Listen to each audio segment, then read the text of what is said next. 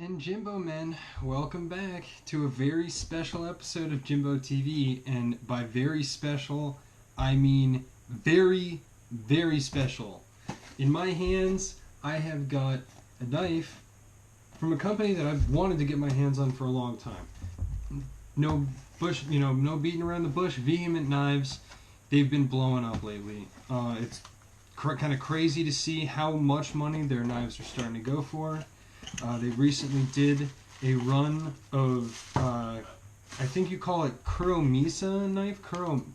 I believe I said it right the first time. Kuromisas that went for, I don't know, somewhere in the $400 range on Knives Ship Free and DLT trading. But what we have here today is a Grunt, and comes with a certificate of authenticity from Matt Martin himself. This guy, I actually was over in Michigan, because they're just as north as I am here in Washington. Comes with, I'll show what it comes with first, and I'll continue my story.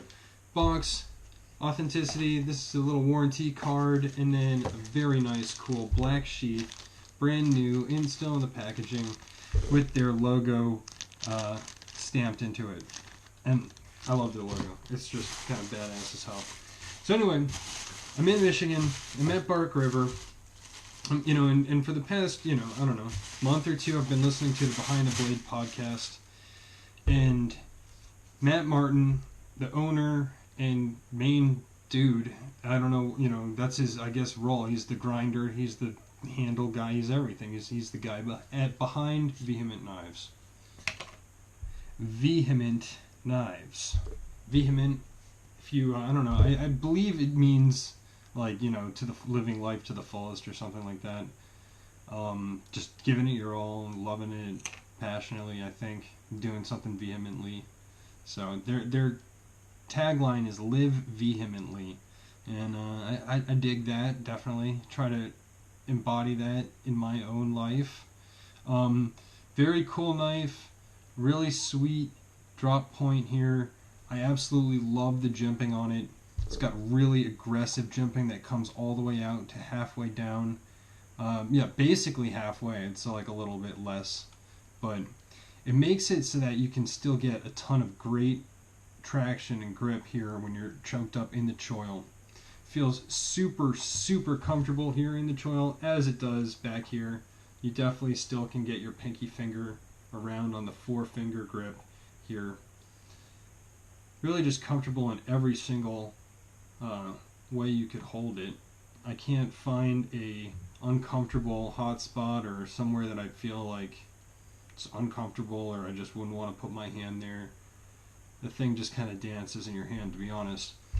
Sorry, I'm zoning out here because I'm mesmerized by how beautiful it is with the hollow pins, the huge lanyard hole, this little, I guess you'd call it like a, what do you call it? I can't think of the word. It'll come to me. But accent. I was thinking access, but no, it's a little accent piece here. Number 132 stamped onto the spine. It says 132 here. It also says that this one's made out of CPM 154 steel. If you go on their website, you'll see the specs say ATS 34. So this must be from a second run of them or whatever, but stainless CPM 154, gotta love that. It's basically as good as it's gonna get. Some people like S35VN, some people like CPM 154. I'd say they're pretty equal, in the stainless realm. Doesn't get much better than it, basically. This thing is hair popping sharp, trust me. I cut a little piece of paper off camera before, so it's not absolutely brand spanking new. It is slightly Jimbo tested, but trust me, the winner of the raffle will not notice, and that gets me into my next point. This knife has actually already been raffled off.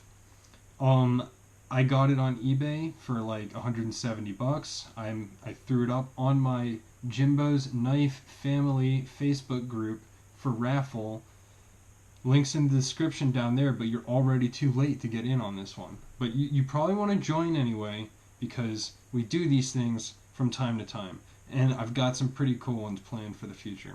So, join the Facebook group. You will all find out the winner very shortly. But I wanted to show this knife first next to the Bark River Adventurer, because I thought that they just had some pretty cool similarities. Basically the exact same length. Basically the exact same design idea. You know, having a knife that has a position in the back and then also a forward position that you can kind of choke up on. I gotta say, I really like both of them.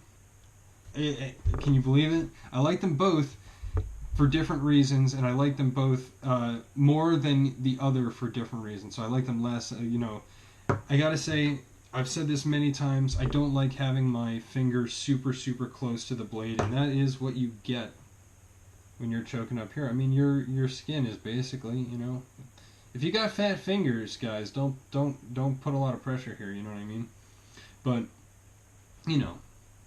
that being said, I've never really heard of somebody ever cutting their finger open like that, having an accident like that. That's just me.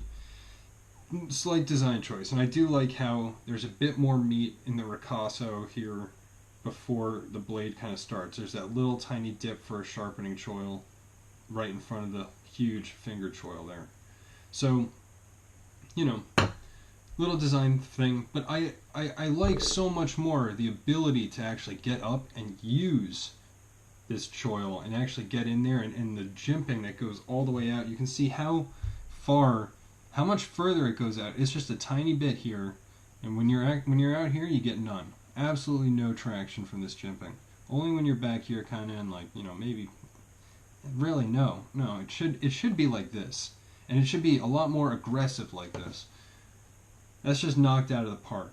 I really got to say, I think that the grind lines are incredibly sexy. I mean, look at this thing. It didn't really photograph well, because this false grind for the swedge starts all the way back here, and man, it creates such a unique looking blade profile. Incredibly highly polished OD green canvas micarta, super, super high polished. I mean, it's really cool.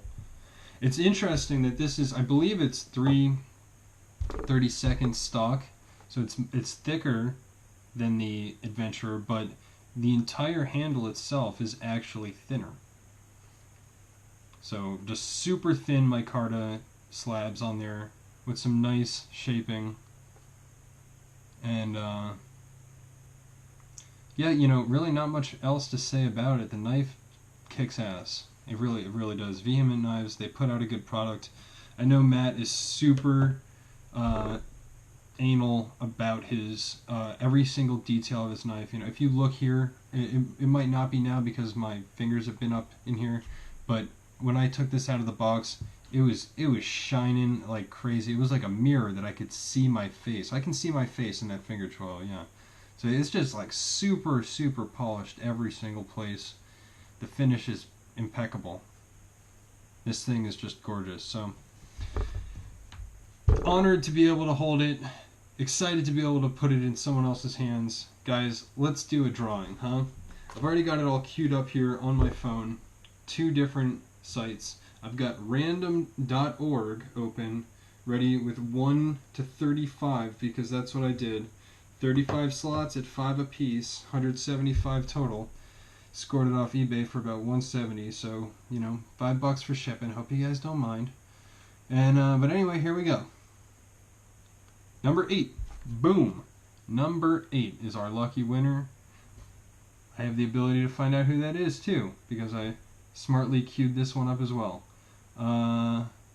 View all comments, load previous. Number 4, 1, 2, 3. Let's see. Sorry, guys. Give you a few more beautiful shots of this. 5. Ooh, who is it? Oh, it's our man. It's our man, William Cassidy, and I love you, buddy. I'll spot the shipping because I said I would.